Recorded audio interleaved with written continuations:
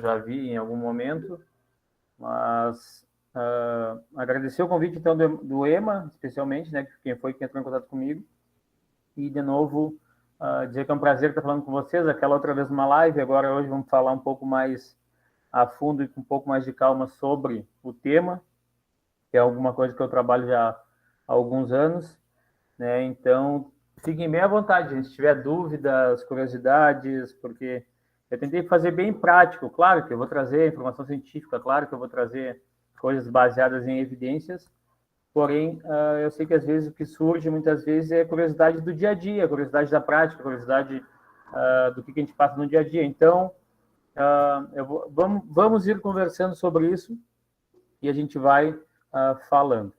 Vou projetar aqui. Eu nunca sei aqui no Meet, é tela inteira, uma janela, como é que fica melhor? Cara, a janela fica melhor se tu já estiver com a apresentação aberta em tela cheia. Daí tu vem aqui, bota uma janela, que daí tu pega só a janela já compartilhada. Se tu Sim. botar a tela inteira, a gente vai ver tua tela do computador, né? É tudo que aparecer, daí a gente vai ver. Tá, então vou botar uma janela aqui, vamos ver. Deixa aberto já que não tem erro.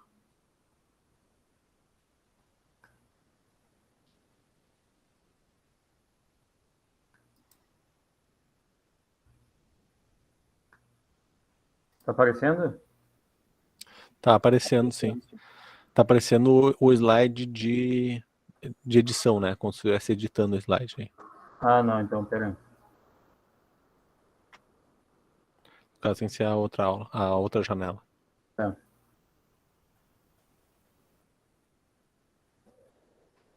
Como faço muito pouco uso Meet, eu nunca sei. A gente, em compensação, não aguenta mais ver o Meet, né?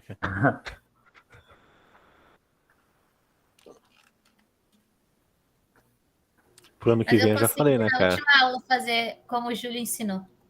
Ah, tu fez aquele esqueminha lá do Júlio? É que os alunos tinham me mandado os trabalhos e aí alguns não conseguiram compartilhar e pediram para eu compartilhar e eu consegui compartilhar daquele jeito do Júlio. Eu pretendo não usar ele mais a partir daqui umas 3 semanas. Aí, Renatinho, perfeito agora. Deu? Só aqui embaixo desse negócio pode botar Vou ocultar ocultar. aqui. Uhum. Isso. E daí, mete ficha. Valeu. Show de bola. Então vamos lá. E daí, pessoal, fiquem bem à vontade, tá? Se tiverem alguma dúvida durante o que eu estiver falando, só me interrompam, por favor, e perguntem. Bom, então, conforme o Manuel já falou, eu acabei meu doutorado fazem 2 meses, 3 meses.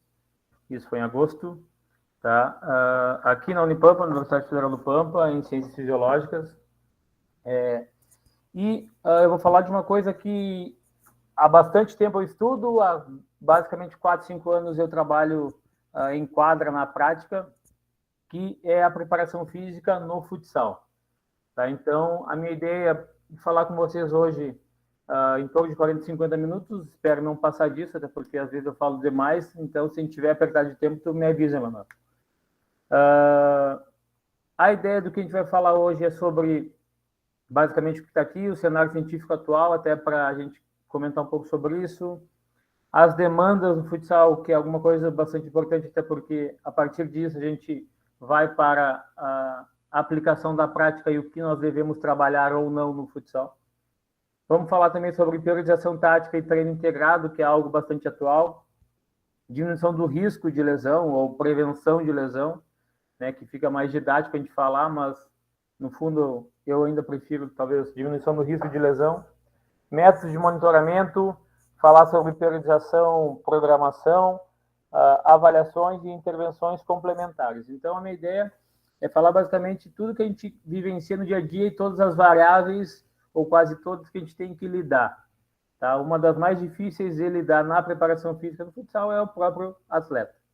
A gente sabe que é bastante difícil, né, trabalhar com humanos, com um grupo de 20 profissionais, cada um com as suas ideias, cabeças, pensamentos, culturas, mas o que a gente consegue controlar e manusear é o que eu vou tentar falar com vocês hoje. Então, me apresentando formalmente, eu sou graduado em Educação Física na Universidade Federal do Pampa, em 2014, acabei a graduação, depois iniciei o mestrado e terminei, obviamente, na Universidade Federal Santa Maria em 2016. Então, eu sou doutor em Ciências Fisiológicas na Universidade Federal do Pampa, agora em 2021, e membro do grupo de pesquisa em Neuromecânica Aplicada, que o Emanuel também faz parte, foi onde a gente teve o primeiro contato e fomos colegas e somos colegas até hoje, que é o GENAP, que é orientado pelo professor Felipe Carpes. Então, falar rapidamente, né? Porque às vezes a gente fala, o Renato está falando, tá, mas onde é que o Renato trabalhou, o que ele tem de experiência, por que ele está falando? Porque muitas vezes as pessoas, eu pelo menos, eu gosto de escutar muitas vezes as pessoas que estudam, obviamente, o tema, que falam sobre o tema, mas que também têm a visão da prática. Então, basicamente, quais foram minhas experiências profissionais até hoje? Eu já trabalhei como treinador em categorias de base no campo, já trabalhei com preparador físico no basquete, na Liga Uruguaiense de Basquete, onde a gente chegou até o vice-campeonato estadual de basquete masculino. Já trabalhei com futsal feminino, eu sei que a Sojipa tem um futsal feminino agora, que é bastante legal, até comentei na live, que é uma iniciativa bastante legal, e eu já trabalhei com a Célia Master, e ainda hoje auxilio em algumas coisas, tá? A gente tem uma empresa, uma consultoria que dá alguma consultoria, um suporte para a Célia Master ainda hoje, mas em 2017 especificamente, eu fui preparador físico da equipe adulta, aliás, onde a gente conseguiu, então, ser campeão estadual de futsal feminino e vice-campeão da Taça Brasil de futsal, que até hoje foi a melhor colocação da Telemaster em uma competição nacional. E 2018, 19, voltando agora em 2021, eu sou preparador físico e treinador das categorias de base da Associação Esportiva Uruguaianense. Né? Sendo que em 2018 a gente foi semifinalista da Liga Gaúcha de Futsal, também a melhor participação da história da Uruguaianense. Para quem não conhece, quem não está habituado, a Liga Gaúcha de Futsal, que é a competição que a gente participa, é a maior competição de futsal do estado. Né? Esse ano a gente está participando ainda, estamos nas fases de quartas de final. Hoje se definiu a data do primeiro jogo das quartas de final, que é contra a CBF de Carlos Barbosa na próxima terça-feira. Tá? Então, eu sou atualmente preparador físico da categoria adulta da Uruguaianense. Então, tudo que eu vou falar com vocês hoje vai muito de encontro a isso, ao cenário científico atual, o que tem se produzido e o que eu consigo ver e já absorver na prática durante esses últimos anos. Por que eu trago o cenário científico atual? Porque eu quero mostrar para vocês que a janela ou que as oportunidades perante o futsal, o estudo sobre o futsal, são gigantescas. Por quê? Porque se eu pegar de 2006 a 2020 e procurar no PubMed futsal, são 227 resultados. Talvez agora, hoje em dia, tenha mudado um pouco. Essa pesquisa que eu fiz faz um tempinho já. Mas 227 resultados. E lembrando, a gente está falando de um esporte que talvez é um dos mais praticados no Brasil, é praticado em vários países da Europa, tem competição mundial, tem milhões de praticantes. E temos apenas 227 artigos encontrados se for procurar sobre futsal. Tem algumas variações ali, se procurar indoor soccer, algumas variações na busca que tu vai achar alguns estudos sobre futsal. Mas se eu pesquisar futsal, 227 resultados. Já se eu for comparar, por exemplo, futsal e revisões, 9 resultados. Já se eu for procurar futebol, tá? 11.378. Handball, claro que daí a gente está aqui na pesquisa, a gente aumentou um pouco, eu aumentei um pouco a janela ali, mas independente se eu diminuir ela e botar no mesmo período, vai dar muito mais. Basquetebol, 4.439. Rugby, que vocês podem ver que ele não tem muita pesquisa antiga, só agora mais próximo. 14.264 trabalhos sobre rugby. Então, o que isso quer dizer? Qual é a moral da história que eu trago para vocês já de início na palestra? Que a gente deve produzir mais informações científicas sobre o futsal. O campo, a área sobre futsal e ciência, ela é muito grande, né? Porque a gente estuda muito pouco futsal. Por quê? Porque é difícil muitas vezes, porque a estrutura é precária. Aí tem várias explicações, mas também não pode servir como desculpa para a gente não estudar futsal. Então, lacunas são diversas. E a gente também tem que sempre, obviamente, pesquisando sobre futsal, basear nossa prática em evidências. Então, por isso, a importância de estudar futsal. Mas, basicamente, falando sobre, aí, pulando essa parte mais filosófica e teórica, falando sobre o futsal em si. E uma das coisas que a gente tem que entender, independente de qual for o esporte, ou a modalidade esportiva, melhor dizendo, é quais são as demandas do esporte. Por quê? Porque eu vou basear minha prática a partir das demandas que o esporte me apresenta. Eu não preciso basear a minha prática ou montar treinos ou montar sessões de treinos baseado em demandas que não são do esporte, porque aí eu vou estar gastando tempo em uma coisa que não é necessária. Mas quais são as demandas no futsal? Esse é um estudo de 2017 que mostra alguns dados sobre isso. Por exemplo, atletas profissionais normalmente têm um VO2 máximo acima de 55. Tá? Então, isso já é uma informação bastante importante. Se eu vou trabalhar com atletas profissionais e eu fizer uma avaliação para VO2 máximo, se eles estiverem abaixo de 55, eu já posso ligar meu alerta e pensar que isso pode ser uma variável que eu tenho que trabalhar para tentar melhorar, mesmo que seja muito difícil muitas vezes. Outras coisas, partidas oficiais, 80% da partida é acima de 80% da frequência cardíaca máxima. Então, o futsal é muito intenso. Tá? É um esporte intermitente, uma modalidade esportiva de estímulos intermitentes de alta intensidade. E, em média, atletas fazem em torno de 26 sprints por partida. Lembrando que sprints a gente está considerando aqui acima de 25 km por hora. Então, realmente, são sprints, tá? É altíssima velocidade. Então, a partir de dados como esse, a gente consegue ter algumas informações para basear a nossa prática. E aqui tem aqui é uma tabela do estudo que mostra algumas outras informações sobre diversos campeonatos, tá? Seja espanhol, italiano, das maiores ligas do mundo, esse estudo traz essas informações. Então, a partir disso que eu tenho que montar as minhas sessões de treinamento. E uma das variáveis bastante importantes, que eu considero talvez uma das mais, é o treinamento de força-potência. Por quê? Por que eu considero bastante importante? Porque eu acho que força, principalmente força, se a gente for considerar a força, independente das suas manifestações, ela é a base de tudo. Eu costumo dizer, se não tiver força, dificilmente tu vai conseguir desenvolver algumas outras capacidades físicas fundamentais. Por isso que eu bato bastante em cima do treinamento de força-potência quando eu estou trabalhando com futsal. Porém, assim como a gente tem que analisar as demandas e assim como a gente tem que ter a prática baseada em evidência, a gente tem que analisar as necessidades do treinamento. E sempre tem que surgir a partir de algumas perguntas. Como, por exemplo, quais grupos musculares principais precisam ser treinados? O treinamento tem que ser isolado ou tem que ser integrado? O treinamento tem que ser uniarticular ou ele tem que ser multiarticular? Qual tipo de treinamento tem que ser utilizado? Treinamento mais analítico, treinamento revestido na academia, treinamento funcional? Qual o sistema de fornecimento de energia que deve ser enfatizado?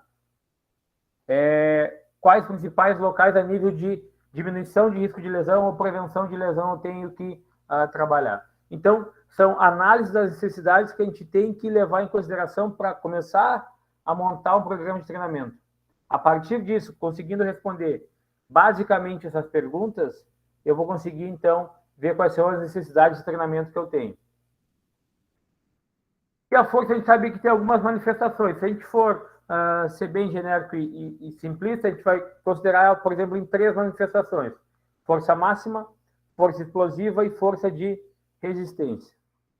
E aqui eu trago um estudo para vocês que foi publicado na Journal of Training and Conditional Research, uma das principais revistas internacionais sobre treinamento de força. Né? Então, basicamente, o que eles viram? O efeito de 3 diferentes tipos de treinamento resistidos, tanto na capacidade de salto, sprint e performance em sprints repetidos. E sprints repetidos a gente sabe que é uma das principais características do futsal.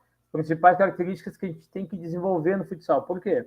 Porque, como eu mostrei para vocês, 80% da partida é acima de 80 da frequência cardíaca, em torno de 80% da frequência cardíaca máxima.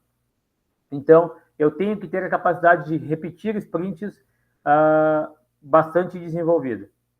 Então, o que eles fizeram basicamente? Eles fizeram um pré-teste com algumas avaliações, sprints de 5, 10, 15 metros, força reativa, counter movement jump, e fizeram 3 grupos. Um que treinava uma vez na semana, outro que treinava 2 vezes na semana, e um que treinava uma vez, treinava uma semana sim, uma semana não, uma semana sim, uma semana não, em relação a treino de força resistido. O que eles viram basicamente? Que, obviamente, treinar 2 sessões por semana é melhor do que treinar uma sessão por semana. Tá? Isso parece meio lógico, só que são esses dados aqui que a gente tem que demonstrar para as pessoas que a gente trabalha junto num clube, porque o mais difícil, muitas vezes, para a gente conseguir aplicar o que a gente quer, baseado na evidência, é lidar com as demais pessoas que trabalham no clube. Por quê? Porque todo mundo quer puxar para o seu lado. Eu quero que a parte física esteja impecável. Já o meu treinador quer que a parte técnica e tática esteja impecável. E muitas vezes o fisioterapeuta quer fazer um trabalho à parte. Então a gente tem que tentar lidar com essas situações e tentar montar um cronograma melhor possível. Então essas são umas informações que, se eu mostrar, eu falo assim, olha, os estudos já mostram que 2 sessões de treino por semana é melhor que uma, e uma é melhor que treinar uma vez uma vez numa semana sim, outra não, e assim por diante. Então, 2 sessões de treino de força por semana são mais eficientes que uma sessão por semana. E uma sessão de treino por semana é mais eficiente que uma sessão a cada 2 semanas. Então, isso eu já tenho que ficar bem claro quando eu vou pensar em treino de força. Por quê? Porque quando eu vou montar a minha programação, se eu puder colocar 2 sessões de treino, dependendo da semana, vai ser muito melhor do que eu colocar uma sessão de treino. E também, de que forma eu vou treinar? Aqui foi um estudo que mostrou, então, os efeitos da carga baixa moderada de alta velocidade no treino resistido na performance física em atletas sub-20, né? Atletas até 20 anos de futsal. Então, basicamente, aqui, o que eles viam? Tá? A gente tinha algumas variáveis testadas, como, por exemplo, tempo de 10 metros, tempo de 20 metros de sprint, counter movement jump, teste T, que é um teste de velocidade e agilidade. E o que eles fizeram, basicamente? Eles treinaram 2 grupos. Um grupo que realizava treinos com uma carga alta, tá? De moderada a alta, numa velocidade um pouco menor de execução. E um grupo que realizava treinos com uma carga leve a moderada e velocidade alta de execução. O que eles viram, basicamente? Que para tarefas de velocidade de sprint, que é o que a gente precisa de sprints repetidos, é melhor eu treinar com uma carga baixa, moderada e com uma velocidade alta do que eu treinar com altas cargas numa velocidade de baixa a moderada. E o que a gente entra aí? No princípio da especificidade. Tá? Então, o que eu preciso? Eu preciso que o atleta realize um pico altíssimo de força, porém de forma lenta, ou eu preciso que ele tenha um nível adequado de força de forma rápida no futsal? Eu preciso da segunda opção. Então, se eu puder treinar com cargas de moderada a leve, porém numa execução alta e próxima, e em ângulos próximos à minha prática, eu tenho que priorizar isso do que priorizar o outro tipo de treinamento. Se eu conseguir realizar os 2, ótimo, daí vai de como eu conseguir adequar. Aqui também é um outro estudo muito próximo a isso, que também vai de acordo com o que eu acredito hoje em dia, tá? Que é o princípio da...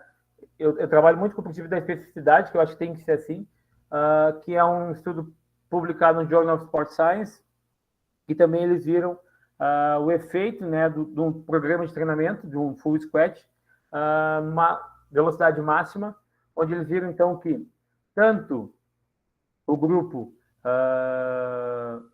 aliás, tinham 3 grupos aqui, tá? Tinha um grupo que combinava só o full squat, tinha um grupo que combinava full squat com algumas tarefas de mudança de direção, e tinha um grupo que não fazia nada, tá? Um grupo controle.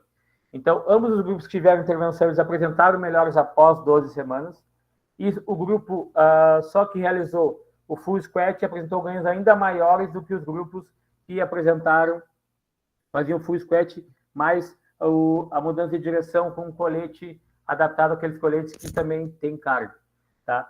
Mas o que nos indica? Que tu treinar, mesmo que tu treine com cargas leves a moderadas, porém numa velocidade alta, tu vai conseguir melhorar parâmetros que são importantes na prática do futsal, independente do nível. Aqui é um estudo que já é um pouco mais antigo, que eu gosto também, porque aqui ele basicamente fez coisas bem simples, efeitos de duas diferentes distribuições de treino pliométrico, tá? Que é aquele treino que envolve muito ciclo, alongamento e encurtamento, basicamente voltado para ganhos de potência ou força rápida, como queiram chamar. E o que eles viram, então? Dois grupos, três grupos, na verdade, um grupo controle, um que treinava uma vez o treino pliométrico e outro que treinava 2 vezes o treino pliométrico na semana. Lembrando que o treino pliométrico deles aqui era saltos, tá?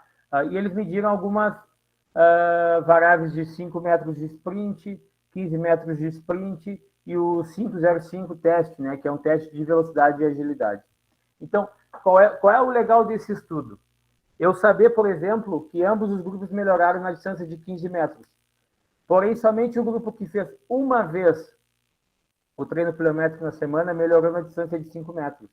E somente o grupo que fez uma vez o treino pliométrico melhorou a força reativa.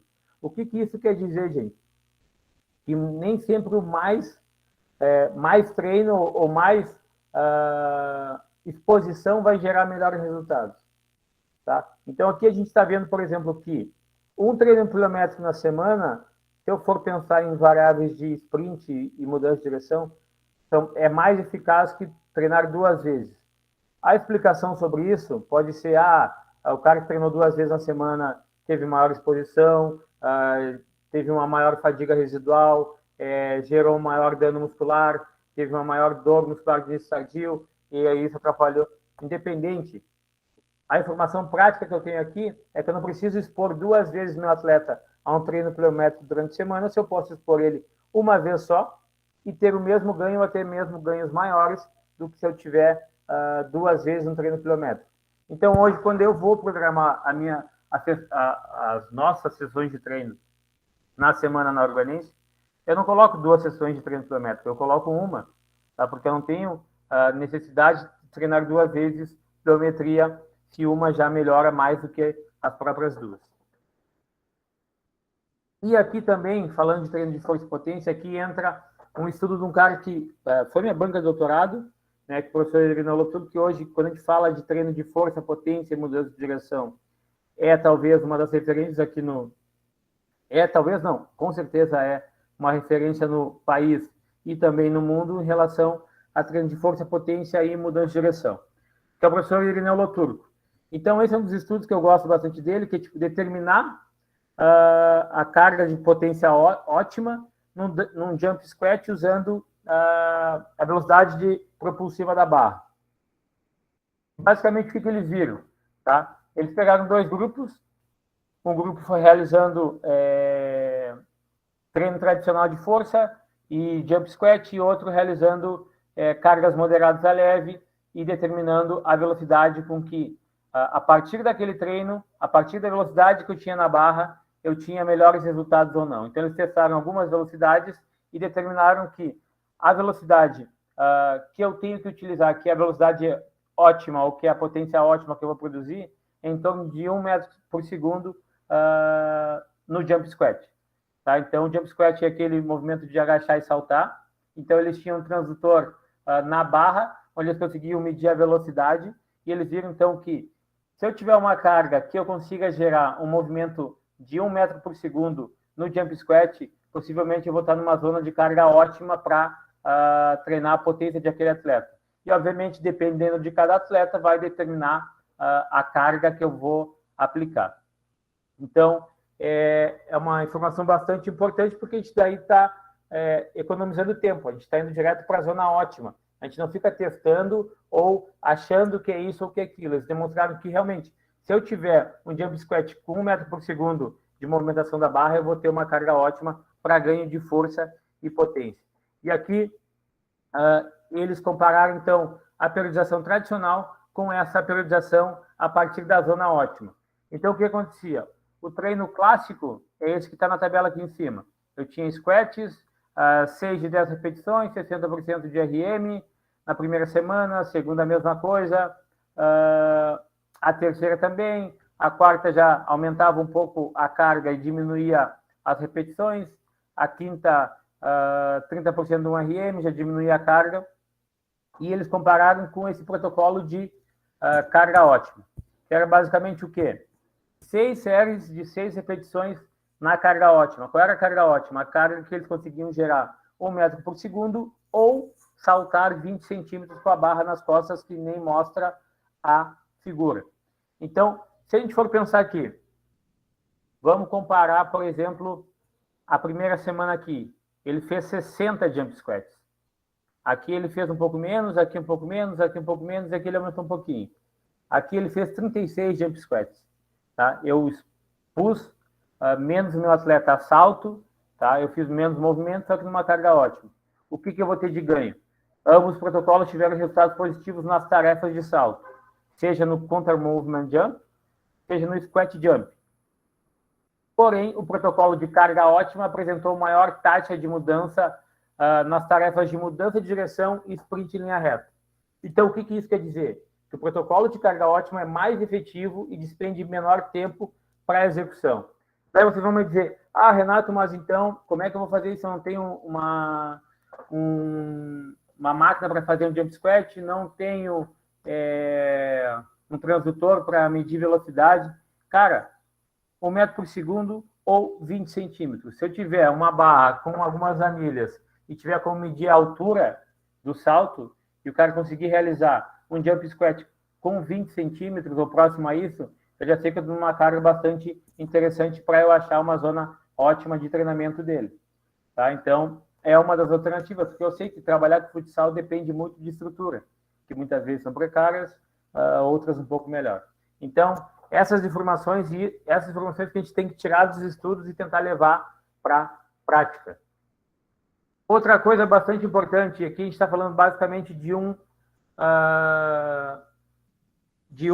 exercício, que é o hip thrust, que vocês podem conhecer como elevação pélvica ou assim por diante.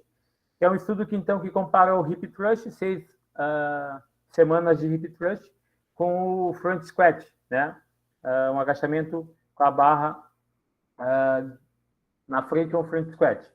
Basicamente, o hip thrust, quem não conhece, é uma elevação pélvica. Tá? O que eles viram em relação a isso? Qual foi a diferença entre os grupos? Eles mediram, então, vertical jump, horizontal jump, 10, 20 metros e força isométrica e assim por diante.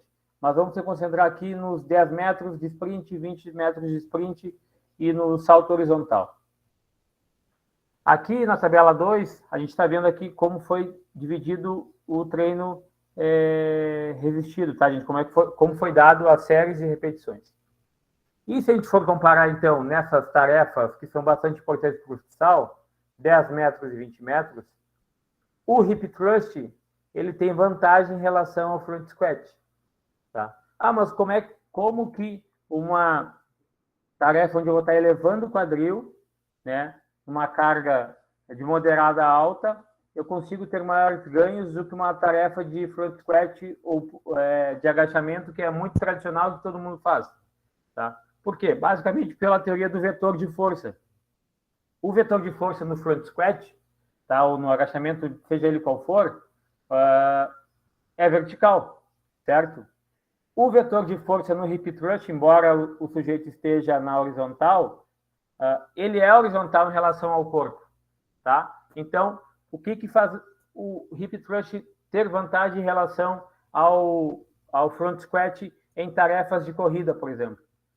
O vetor de força, porque vou estar treinando o vetor de força numa direção muito mais específica do que o front squat, que é vertical. Então, por isso que eu vou ter vantagem no hip thrust em relação ao front squat. Daí vocês vão me perguntar, mas então eu não tenho que mais fazer agachamento com meus atletas de futsal. Então, tem que fazer. É bom, é importante, gera ganho de força, gera ganho de potência, mas também não posso deixar de fazer um exercício que a literatura já me aponta que é bastante importante, como o hip thrust. Tá? Então, essas informações que a gente tem que tentar trazer da ciência para a nossa prática. E o treinamento com o trenó funciona, muita gente utiliza, principalmente no campo. Tá? No futsal eu vejo pouca gente utilizando, até porque é difícil pelo solo, mas às vezes acontece até mesmo na grama em fase de pré-temporada. Funciona, tá? Cargas moderadas a altas de 30% a 80% da massa corporal parecem promover ganhos. Porém, cargas muito altas podem promover mudanças nos padrões cinemáticos de corrida. Então, eu aconselho quem for trabalhar com isso, cargas moderadas. Cargas muito altas vão te trazer ganho, porém tem muita alteração no padrão de corrida do atleta. Isso pode ser que seja até certo ponto lesivo ou não. Então, mas se funciona, sim, existem vários trabalhos que mostram que funciona. Treinar na areia funciona? A gente vê bastante gente treinando na areia. Pode promover melhoras, tá? Quando aplicando em treinamento pliométrico no squat jump, por exemplo. Alguns estudos mostram isso. Diminui dor muscular tardia comparado ao treino na grama e promove menores ganhos no counter movement jump se comparado à grama, tá? Existe muito pouco, na verdade nem sei se existe muito pouco, não vou dizer que não exista, mas existe muito poucos estudos relacionados ao futsal. Mas ao futebol de campo existem alguns estudos. Eu, particularmente, não sou muito chegado ao treino na areia, tá? Porque eu acho que pelo princípio da especificidade do solo, às vezes a gente acaba perdendo muito tempo em treinos na areia, num ambiente muito diferente do que é o nosso na prática, e acaba perdendo ou investindo um tempo que poderia ser num ambiente mais específico e acaba treinando na areia. Para jogadores que voltam de lesão, bacana. Para jogadores que estão treinando um pouco de propriocepção, bacana. Mas para ganho de força e potência, eu particularmente não utilizo muito. Tem gente que utiliza bastante. Mas a literatura também é um pouco dúbia em relação a isso. Em relação ao treino de força, então, qual é a mensagem que eu trago para vocês? O mais específico possível, tá? E não só no treino de força, mas qualquer. O mais específico possível, tentando utilizar os melhores exercícios possíveis. Eu trouxe, por exemplo, o exemplo do hip thrust. Priorizar exercícios multiarticulares em relação a exercícios uniarticulares, porém, eu utilizo os dois. Tá? Eu acho uma combinação bacana tu utilizar exercícios multiarticulares livres, por exemplo, com pesos livres, e utilizar exercícios tradicionais, como uma cadeira extensora, uma mesa flexora, uma cadeira flexora, um leg press, de preferência unilateral, tá? Até mesmo para muitas vezes diminuir ou corrigir assimetrias que a gente pode vir a encarar. As assimetrias são normais, porém elas não podem ser muito acentuadas. Desequilíbrios musculares também a gente tem que cuidar, tá? Porque a gente sabe que, por exemplo, o quadríceps ele vai ser mais forte que a posterior. Já falando em risco de lesão, ele vai ser mais forte que a posterior. Porém, eu não posso ter um desequilíbrio muito grande.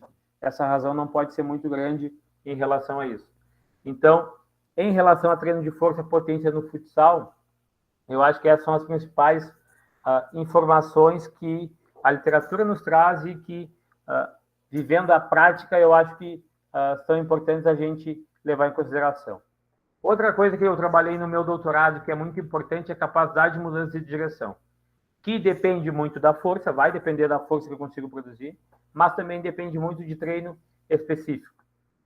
Então, por exemplo, aqui, estudo influência da capacidade de força e potência na velocidade de mudança de direção e o déficit da mudança de direção em atletas de elite. Tá?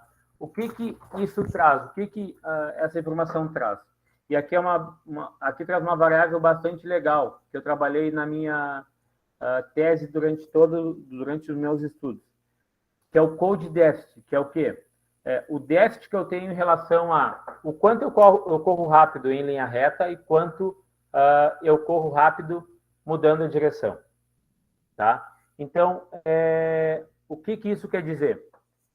Esse estudo mostra que atletas, tá, que são mais fortes, tá, que eles conseguem produzir maior pico de potência, eles vão ter uma maior velocidade de 20 metros, eles vão ter uma maior velocidade de 10 metros, eles vão ter uma maior velocidade de 5 metros, eles vão ser melhores no counter movement jump, eles vão ser melhores no squat jump, ou seja, o cara ser mais forte é bom, porque ele vai ser melhor em tudo. Porém, ele também vai apresentar um maior code déficit.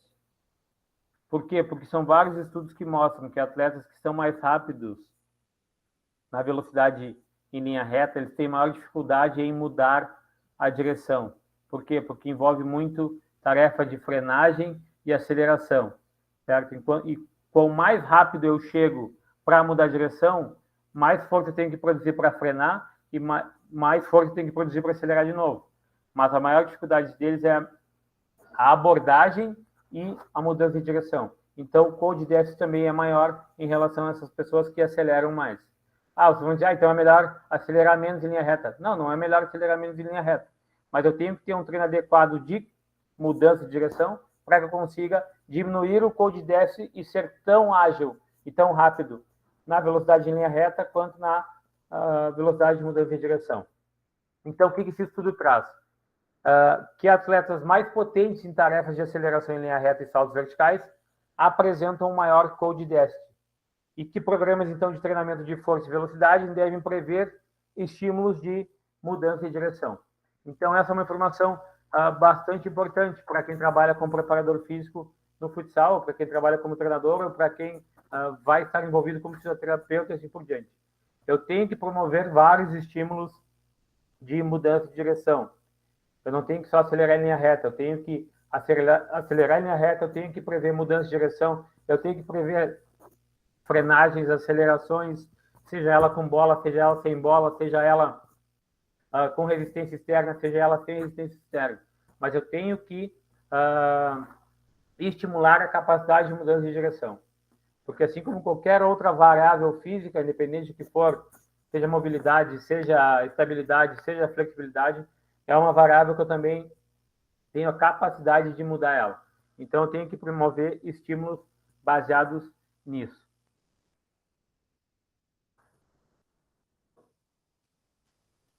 Saindo um pouco dessa parte de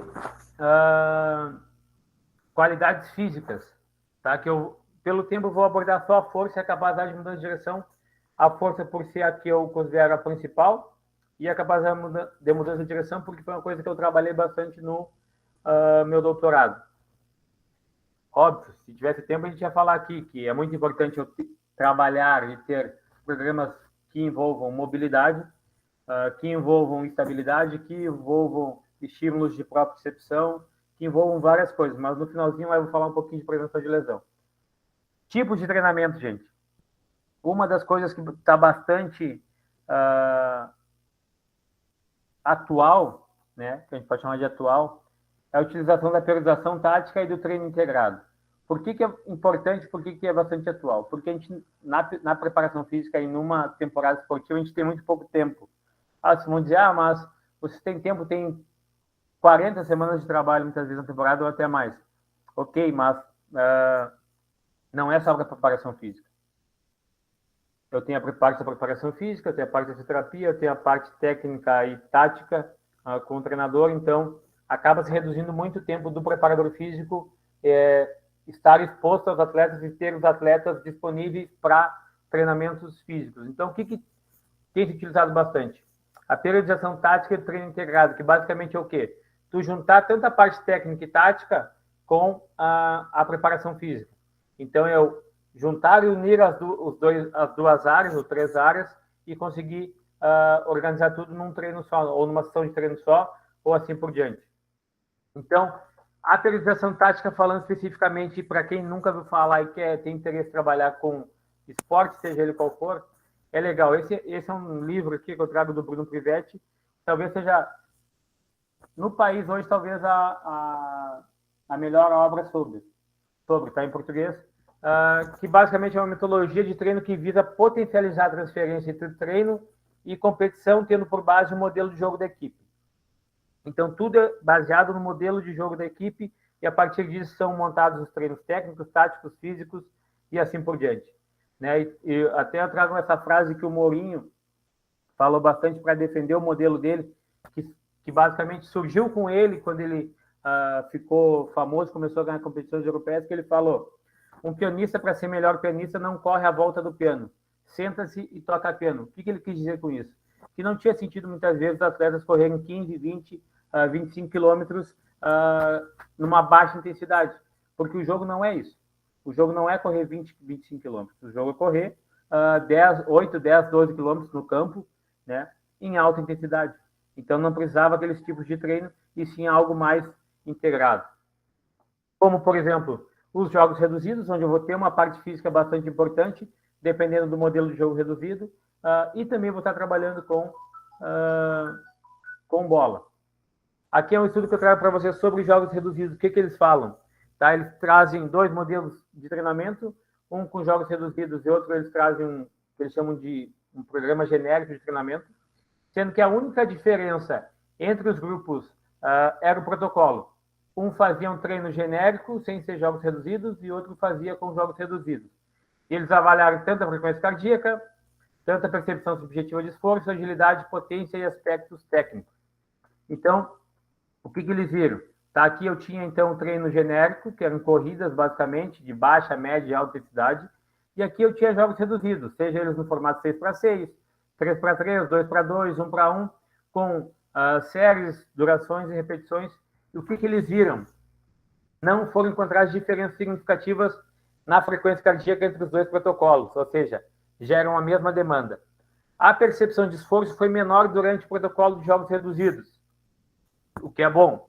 O grupo, então, de jogos reduzidos teve melhor desempenho em todos os parâmetros técnicos durante partidas amistosas, e não houveram diferenças no desempenho anaeróbio e aeróbico e nem no teste de agilidade. Então, qual é o melhor? O que é melhor? Eu correr sem especificidade ou eu realizar jogos reduzidos, dar intensidade e ter o mesmo ganho e também ter um ganho técnico? É muito melhor, então, fazer um jogo reduzido, desde que eu respeite o quê?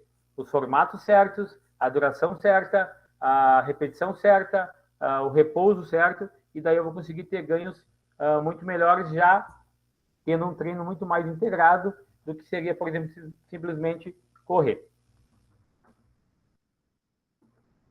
A periodização física, a periodização tática e o preparador físico. A gente assume um papel muito importante, porque é necessário que tu entenda muito o modelo de jogo do treinador para que eu consiga, durante as minhas sessões de treino físico, conseguir passar aquilo para o grupo de atletas, né?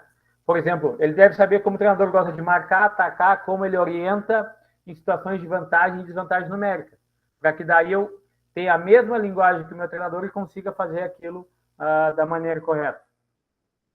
Já o treino integrado, que eu utilizo bastante também, são situações mais analíticas, porém, ela promove o desenvolvimento de capacidades individuais dos atletas. E tem por objetivo principal ter semelhanças com as exigências da competição. Por exemplo, aqui a imagem está ruim, tá, gente? Esse aqui é um vídeo de 2018, acho que é. O que eu tenho aqui? Eu basicamente podia simplesmente falar para os meus atletas fazer uma tração, pegar um cinto de tração, realizar uma tração, durante 10, 20, 30 segundos e realizar um sprint, certo? Isso é um treino normal que a gente vê em muitos lugares. O que entra como treino integrado aqui? Ele vai realizar uma tração durante determinado tempo, ele vai sair de lá, vai realizar uma ação de finalização, e a partir disso, da finalização dele, vai sair um outro atleta que estava realizando uma ação de tração também de força, num contra-ataque de 1 para 1, tendo uma finalização do outro lado. Então, por que isso se torna integrado? Porque eu tenho uma ação, um estímulo físico, eu tenho uma ação individual, que é uma finalização, e eu tenho uma ação coletiva e de característica de jogo, que é um contra-ataque com uma finalização e um confronto de 1 para 1. Então, eu vou largar o vídeo aqui, espero que rode. Então, ele está realizando lá a tração. No estímulo, ele vai sair, ele sai, realiza uma finalização, já sai outro atleta em velocidade, com a bola tentando realizar um ataque e fazer o gol. Então, isso basicamente é um exemplo de um treino integrado, por exemplo, onde eu estou estimulando uma parte física e também estou estimulando uma parte técnica e tática. Aqui é um outro desse ano, mais recente. Então, eu vou ter aqui, por exemplo, eu vou estar trabalhando passe, vou estar trabalhando velocidade, vou estar trabalhando retorno, vou estar trabalhando vantagem e desvantagem numérica, tudo integrado. Eu podia muito bem fazer com que eles fizessem só sprints, eu podia muito bem que eles fizessem só sprints repetidos, mas aqui eu estou tentando integrar com fatores técnicos e táticos. Então, vocês vão ver, eles vão disparar, realizar um passe, tem uma equipe que está fazendo um retorno, vai ter que voltar para tentar marcar e assim por diante. Então, isso aqui é um exemplo de treino integrado. Desculpe o áudio.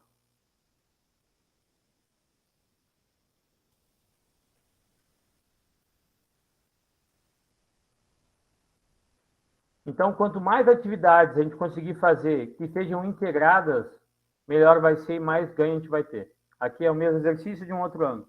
Então, ele sai, realiza um passe, a equipe tem que voltar, as duas equipes têm que voltar, eles estão realizando sprints repetidos, eles estão realizando exercício técnico, estão realizando vantagem e desvantagem. Então, isso é exemplo de treino integrado.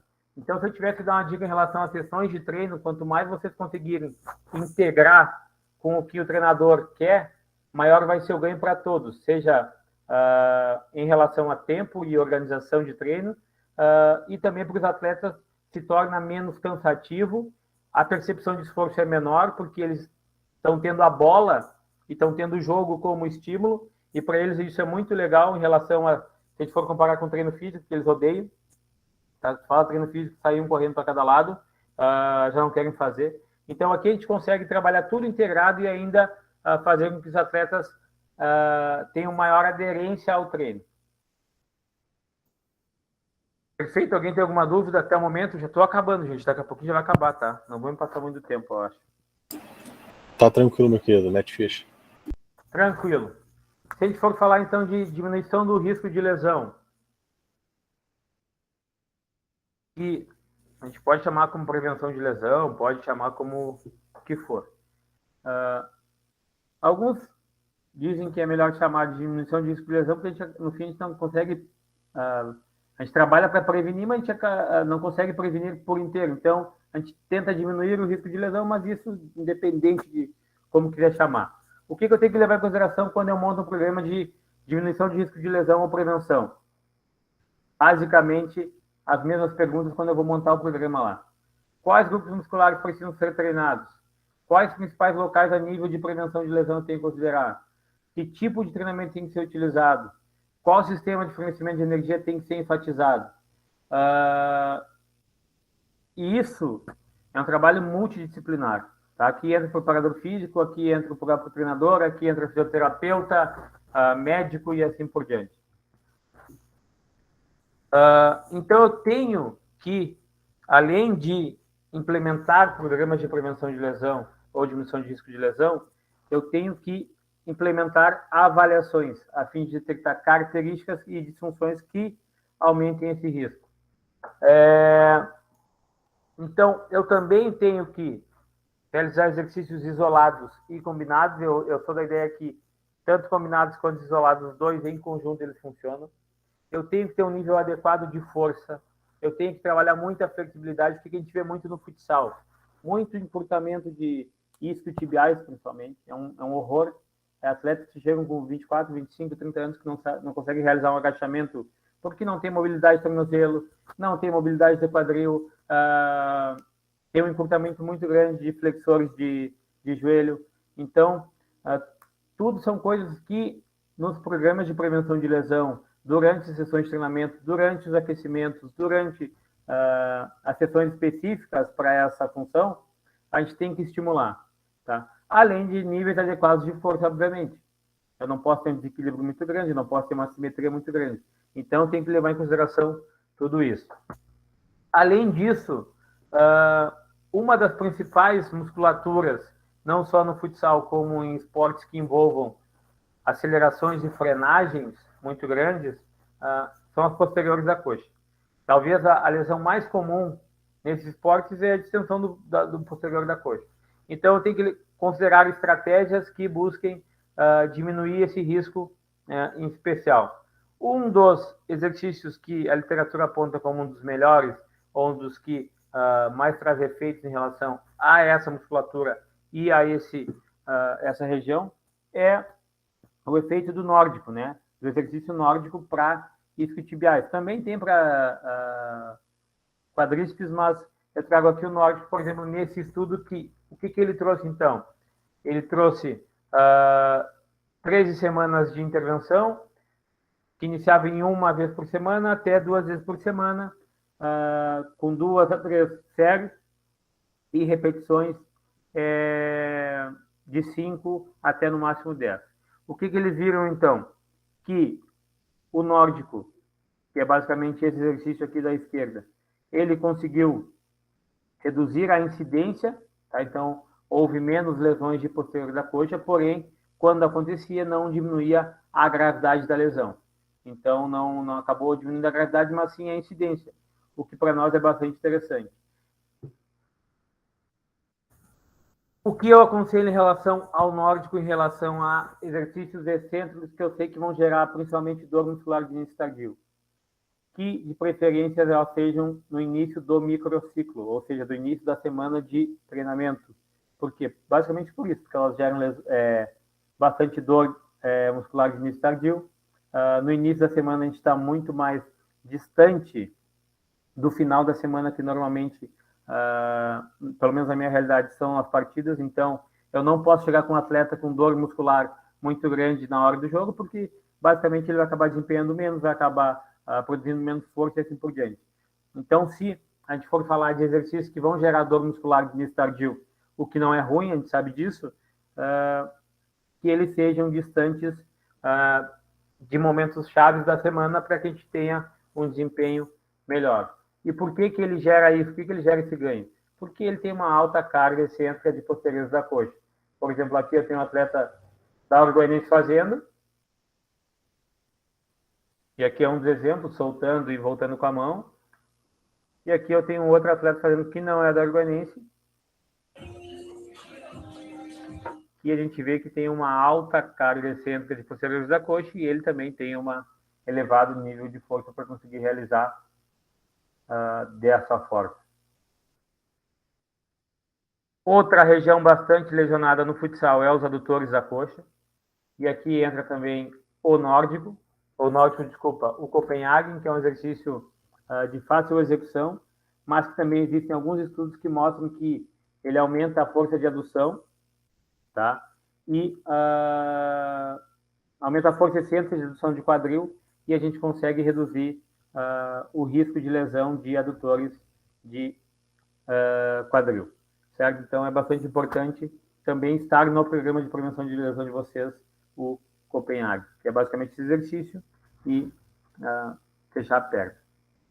Métodos de monitoramento, gente. A gente sabe que tem cargas externas e internas para a gente controlar.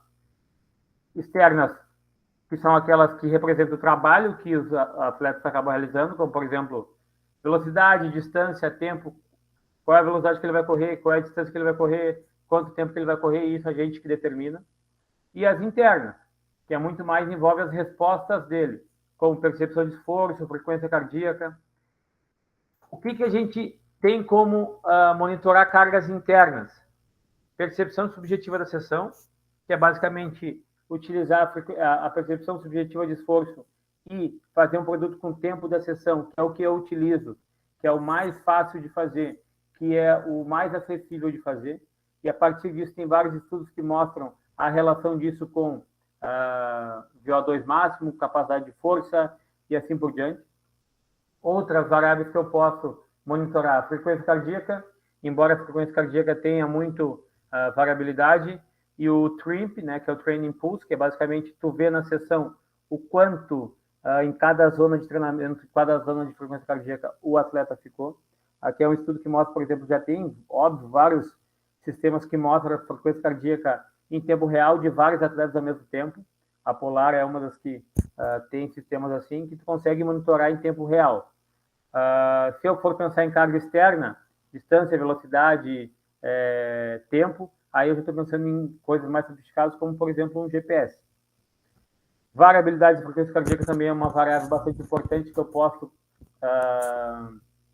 estar controlando e tentando ter como parâmetro de carga interna. Porém, não é uma tarefa fácil.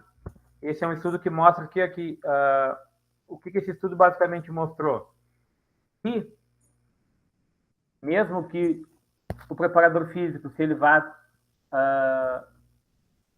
montar uma sessão de treino baseada numa percepção de esforço que ele quer atingir, muitas vezes o atleta ou ele passa dessa percepção subjetiva de esforço ou ele não alcança a percepção subjetiva de esforço. Por quê? Porque a gente sabe que a percepção subjetiva de esforço ela está muito relacionada a outros fatores, não só fisiológicos, como também fatores cognitivos. Tá? Então, a gente sabe que talvez prescrever a partir da percepção subjetiva de esforço não seja algo tão fácil e tão adequado. Porém, monitorar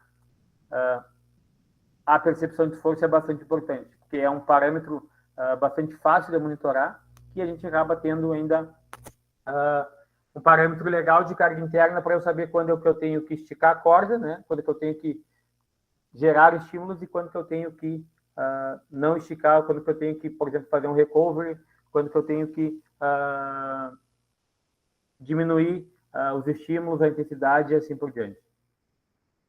Esse é um estudo, por exemplo, do Nakamura que mostra que atletas mais rápidos percebem uma maior percepção de esforço e têm maiores perdas de sprint durante uma pré-temporada. Então, a percepção de esforço também pode ser utilizada para isso, para determinar e para ver quando os atletas estão perdendo ou não desempenho. Então, eu já sei, eu vou fazer uma avaliação na minha pré-temporada. Os atletas que tiverem maior velocidade, eu sei que possivelmente vão ser os atletas que vão sentir uma maior percepção subjetiva de esforço durante a pré-temporada. Por quê? Por parâmetros fisiológicos e assim por diante. Então, são informações importantes que eu posso trazer. Por exemplo, esse é um outro estudo que mostra as comparações entre semanas que são normais, que eles chamam com uma partida só, e semanas que têm mais de uma partida. O que eles mostram também? Que a percepção subjetiva de esforço é um parâmetro importante para ti, daqui a pouco, saber quais são os atletas que podem ou não ter o desempenho afetado em semanas que são normais e semanas que têm mais de uma ou outra partida. E aqui é um dos estudos que a gente desenvolveu durante a minha tese, que esse é um que já está publicado, e a gente viu que o quê? Que essa percepção subjetiva de esforço, eu estou falando bastante disso porque foi o que eu trabalhei na todo o meu doutorado, o que a gente viu? Que ela é muito influenciada tanto por fatores cognitivos quanto por fator de força e potência. Por isso eu gosto bastante de falar de força e potência. Por quê? Porque a gente viu que na pré-temporada a percepção subjetiva de esforço era muito determinada pela capacidade cognitiva do atleta. Por exemplo, em testes de cognição. Já lá no final da temporada, que é um período bastante importante para nós, porque são jogos decisivos, parece que a potência ela influencia muito a percepção subjetiva de esforço. Então, eu tenho que ter níveis elevados de potência para que meus atletas tenham uma menor percepção subjetiva de esforço e consigam ter um melhor desempenho. Porque a gente sabe que quanto maior o estímulo e ele perceber menos esforço, teoricamente, mais preparado ele está fisicamente e cognitivamente, porque também tem esse fator cognitivo. Já falando de uma parte mais de periodização e programação, que a gente fala bastante, o que é periodizar, como que eu periodizo, como que eu não periodizo. Periodizar em esportes coletivos é muito difícil, gente. Por quê? Toda semana tem jogo e toda semana tem que ganhar. Tá? Diferente de um esporte individual, de uma maratona, que o atleta vai correr hoje, daí ele vai treinar 3, 4 meses para a Maratona de Berlim. O foco dele é a Maratona de Berlim. O foco da Auro Goianiense, o foco de qualquer equipe esportiva de esporte coletivo é ganhar o próximo jogo, daqui 2, 3 dias ganhar o próximo e assim por diante. Porque a cobrança é a mesma durante todas as partidas. Então, periodizar, que é ter aquelas fases fechadinhas de duração, a minha base vai ser de 1 a 6 semanas, da sexta à 12ª, eu vou focar em fazer um polimento e assim por diante. Periodizar da maneira clássica que a gente tem muitas vezes esportes individuais, no esporte coletivo é muito difícil. Então, o que a gente chama de programação? Que é basicamente o quê? Tu respeitar, obviamente, o que tu fez na semana passada, tu respeitar o que tu vai planejar na outra semana, mas programar mais focado na semana que a gente está trabalhando. Tá? Tu pode ter prioridades, né, numa pré-temporada, no período competitivo, no final da temporada, mas tu não consegue ou não deveria deixar aquilo muito fechado. Tu ir programando de acordo com as semanas vão se sucedendo. Por exemplo, aqui um exemplo de programação de uma semana de treino. Então, às vezes a gente pensa, os caras treinam um pouco. Às vezes eu vejo alguém falar, mas esses caras só trabalham 4 horas no dia. Aqui é uma programação de uma semana onde eu tenho treino de manhã, 2 treinos de manhã e um treino à tarde. Então, você fez 3 treinos na semana. Não nossa, essa aqui é do Carlos Barbosa. A nossa, por exemplo, eles têm 1, 2, 3, 4, 5, 6, 7, 8, 9. Uma semana com 9 sessões de treinamento, o que é bastante pesado. E o mais difícil é o quê? Eu conseguir organizar essa programação de uma forma adequada.